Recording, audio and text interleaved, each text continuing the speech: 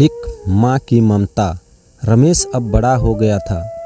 पढ़ लिख कर अब उसकी एक अच्छी सी नौकरी एक शहर में भी लग गई थी। कुछ दिनों के बाद उसके माँ बाप ने उसकी शादी एक सुंदर और सुशील लड़की से करा दिया, जो कि वह भी नौकरी ही करती थी। अब रमेश और उसकी पत्नी दोनों जॉब करते हुए एक साथ ही शहर में बस गए थे। कुछ दिनों के पश्चात रमेश के पिताजी अब इस दुनिया को छोड़कर चले गए, जिसके बाद उसकी माँ एकदम से अकेली सी हो गई थी। जिसके बाद रमेश अपनी माँ को अपने साथ रहने के लिए शहर ले गया।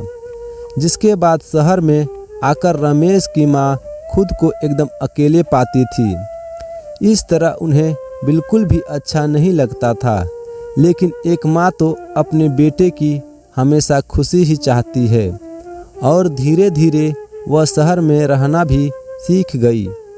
लेकिन रमेश और उसकी पत्नी हमेशा अपनी माँ को समझाते रहते थे कि ऐसा मत करो, ये मत करो। मतलब कि वे अपने आगे माँ को गांव की एक गंवार ही समझते थे, लेकिन माँ की दिल तो हमेशा से अपने बच्चों के लिए ही बड़ा ही होता है, जिससे वे सभी बातें चुपचाप सुनकर हाँ में हाँ मिलाकर रह जाती थी। एक दिन की बात है, जब सुबह रमेश की पत्नी को ऑफिस जल्दी जाना था। फिर वह सब कुछ जल्दी से तैयार करके रमेश का खाना पैक करके ऑफिस चली गई। इसके बाद रमेश भी जल्दी जल्दी तैयार होकर ऑफिस निकल गया था और कुछ समय बाद रमेश की माँ ने देखा कि उसका बेटा तो खाने का लंच बॉक्स तो घर पर ही भूल गया है। तो माँ ने बिना कुछ देरी करते हुए फटाफट ऑफिस पहुँच गई और पास में एक कुर्सी पर बैठ गई, क्योंकि कंपनी में बाहर के व्यक्तियों को अंदर जाने के लिए मना था। फिर बेटे को दिक्कत ना हो इसलिए फ़ोन न करके मैसेज किया, लेकिन रमेश अपने काम में बिजी था, इसलिए माँ के मैसेज पर ध्यान न दिया। लेकिन उसकी माँ बाहर कब से उसका इंतज़ार कर रही थी। इस तरह कई घंटे बीत गया और इस बीच कई मैसेज भी किया, लेकिन रमेश का कोई उत्तर नहीं आ रहा था। इस तरह रमेश की माँ को चिंता होने लगी। लेकिन रमेश अपनी माँ के कई बार मैसेज आने के बाद वह अंदर ही अंदर खूब गुस्सा होने लगा था। आज तो उसने तय कर लिया था कि आज घर जाकर माँ को खूब अच्छे तरह से समझा देगा कि यह उसका गांव नहीं है, जो कुछ भी मनमानी करती रहेगी। और इस तरह शाम हो गया। अब रमेश घर जाने के लिए कंपनी के बाहर निकला तो देखा उसकी माँ तो यहीं खड़ी है, जिसे देखकर उसका गुस्सा अब 7वें आसमान पर था और बिना कुछ पूछे ही अपनी माँ को डांट फटकारने लगा कि पहले तो घर में खाली बैठे बैठे मैसेज से परेशान करती रहती है और अब तो उसके कंपनी में भी आ गई है।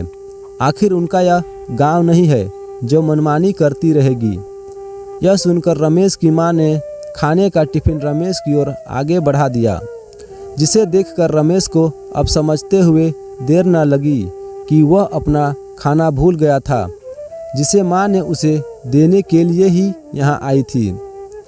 इसके बाद रमेश की माँ बोली, बेटा भले ही तुम बड़े हो गए हो, बड़े शहर में रहने लगे हो, भले ही अच्छे बुरे की ज़्यादा समझ आ गई हो, लेकिन मेरे लिए आज भी मेरे कलेजे की टुकड़े हो, जिसे मैंने बचपन से लेकर आज तक पालते हुए आ रही हूँ। रमेश की आंखें अब खुल चुकी थी कि आखिर उसकी माँ उसकी परवाह करते हुए खाना लेकर आई थी, जिसे वह बिना सोचे समझे अपनी माँ को ही डांटे जा रहा था। अब उसे अपने किए हुए पर बहुत पछतावा हो रहा था, जिसे देखकर माँ ने उसे एक बार फिर से अपने गले लगा लिया और इस तरह रमेश ने आगे से खुद को माँ के लिए बदल दिया था। अब उनकी पहले से ज़्यादा अच्छे से देखभाल करने लगा, जिसके बाद माँ को अब शहर में भी अच्छा लगने लगा, क्योंकि अब उसका बेटा फिर से मिल गया था। यह कहानी आपको कैसी लगी हमें कमेंट करके ज़रूर बताएं, और अगर वीडियो अच्छी लगी तो वीडियो को लाइक शेयर और चैनल में नए हैं तो चैनल को सब्सक्राइब करना ना भूलें।